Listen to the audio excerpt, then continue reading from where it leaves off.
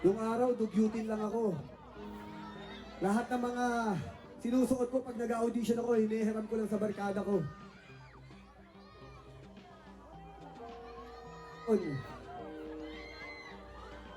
Hindi ko inaasahan na maaabot ko to. Kaya ako nagpapasalamat sa inyo na sobra-sobra. Kasi kayo ang nagdala sa akin kung nasan man ako ngayon. Kaya gusto ko kayong pasalamatan ng sobra-sobra. At gusto kong malaman nyo,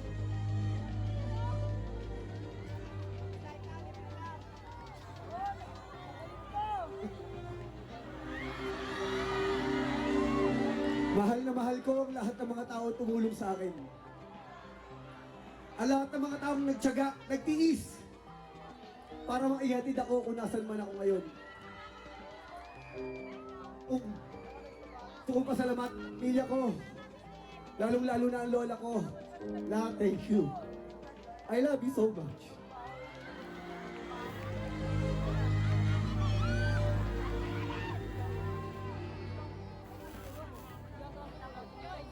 Gusto kong pasalamatan ng editor ko, si Sir Deo, na ngayon nasa langit na.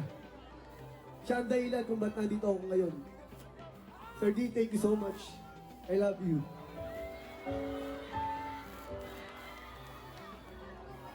Kay Kuya Im,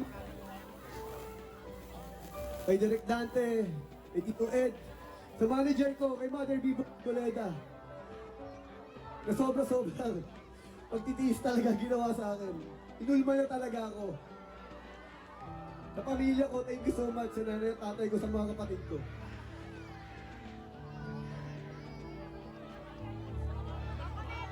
Siyempre, kay Julia.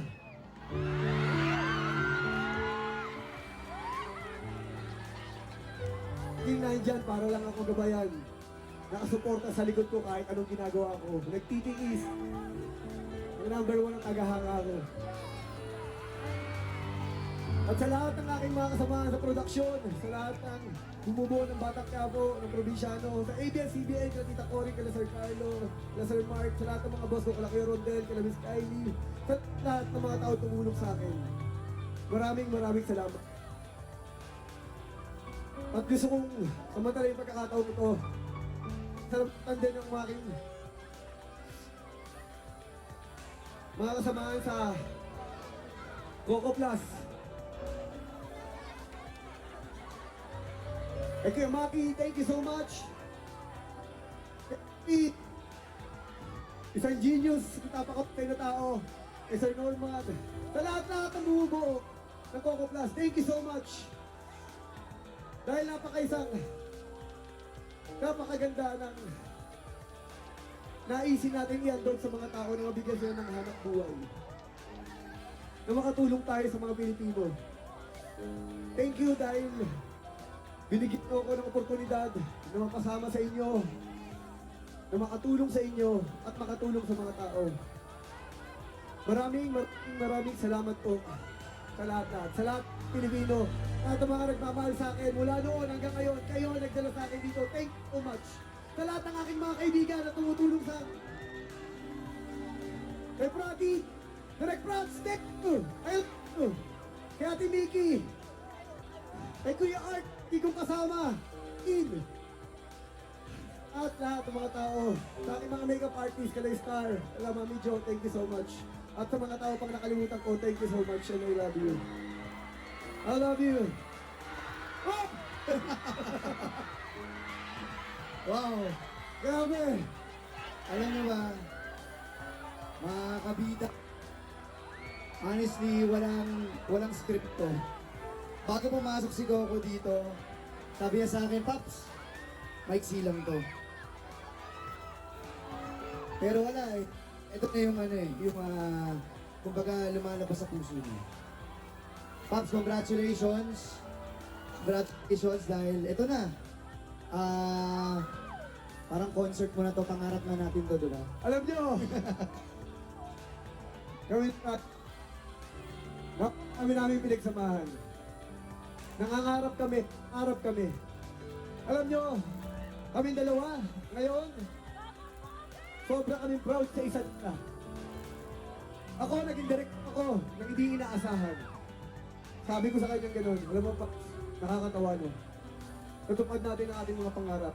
Kasi tayo na mahulan sa mga sarili natin. Totoo yan. Ang first movie ko ako nag-produce.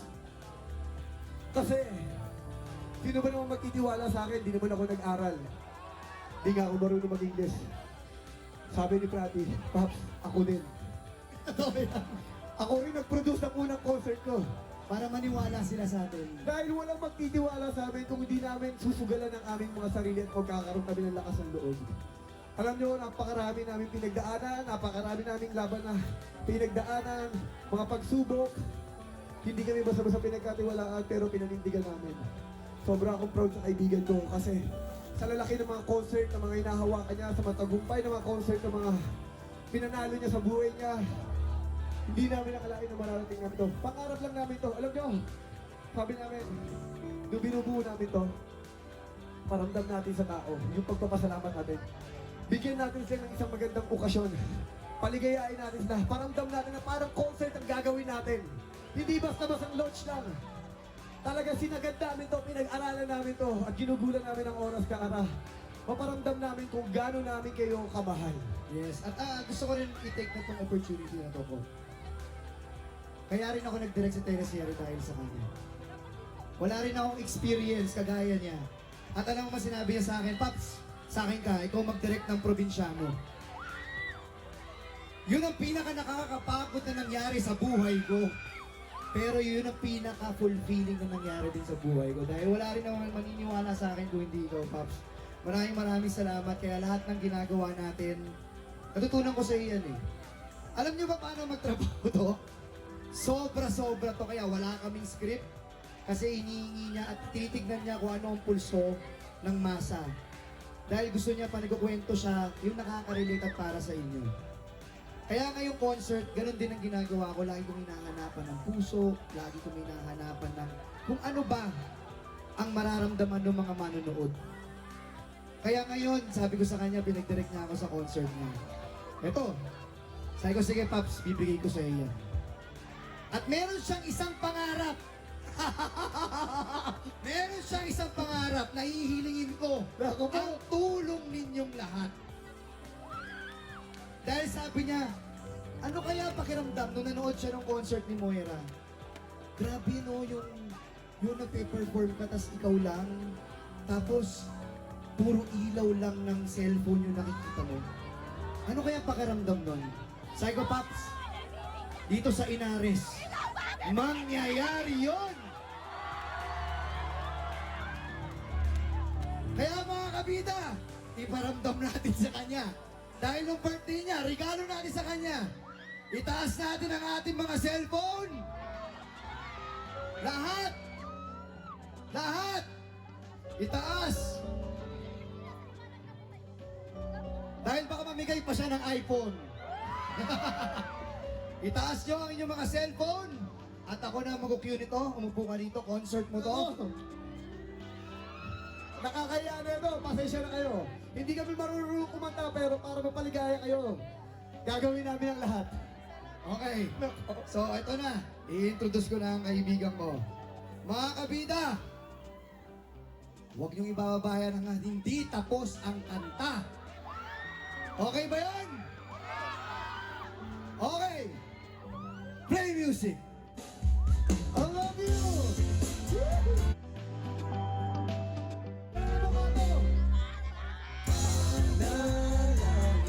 Kung saan makapiling ka, makasama ka, yan ang panalangin ko. Papayag ang puso kong ito. Mahal ko iyong ibig. Ang mas mahalaga sa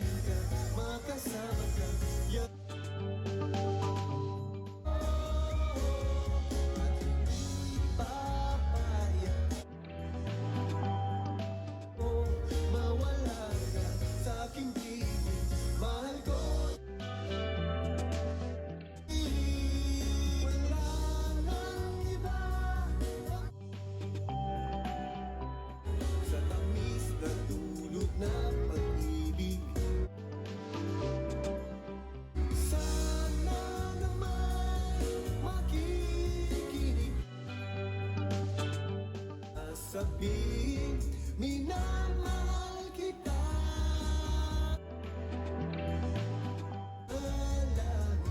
Kung sa habang buhay, yan ang panalangin ko.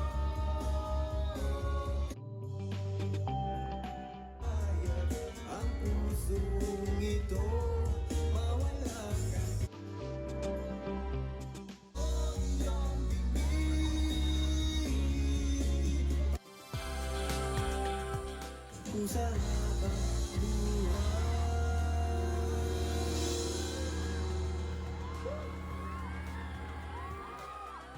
Pasensya na kayo, nangarap lang. Nangarap lang. Ang kinapalaw pa ang mukha. Thank you so much po sa inyo lahat. Maraming salamat po. Alam nyo, isang napakagandang regalo ng kuya para po sa akin. Kaya, thank you. And I love you. Thank you! Gusto nyo pa ba? Pinapangako namin. Alam ko na minsan lang tayo magkikita-kita. Sasagad-sagarin na po namin to. Para po, masulit naman, yung matagal-tagal natin hindi magkikita-kita dito. Maraming salamat po sa inyo lahat po. I love you so much. Okay.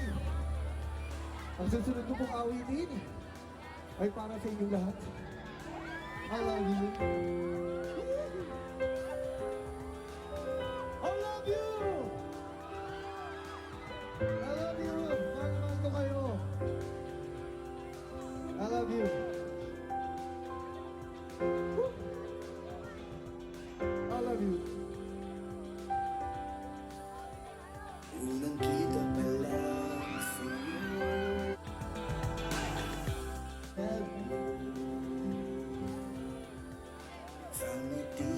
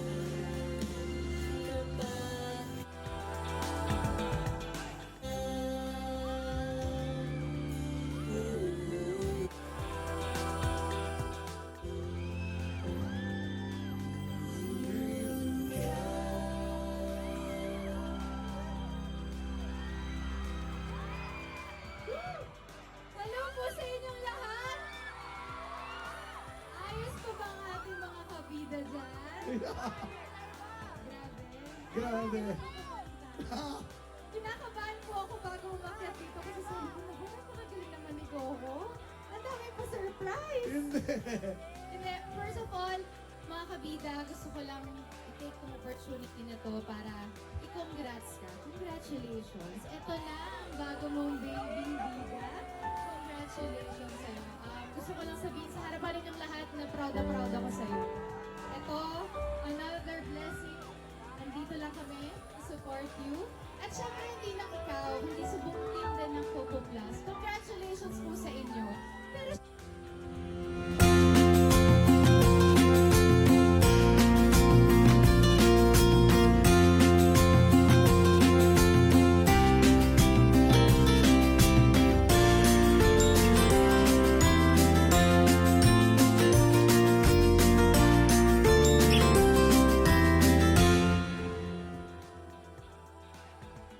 syempre, di ba alam naman natin ang November? Special na araw mo. May mga gusto rin bumati sa'yo, syempre. Pwede ba natin ba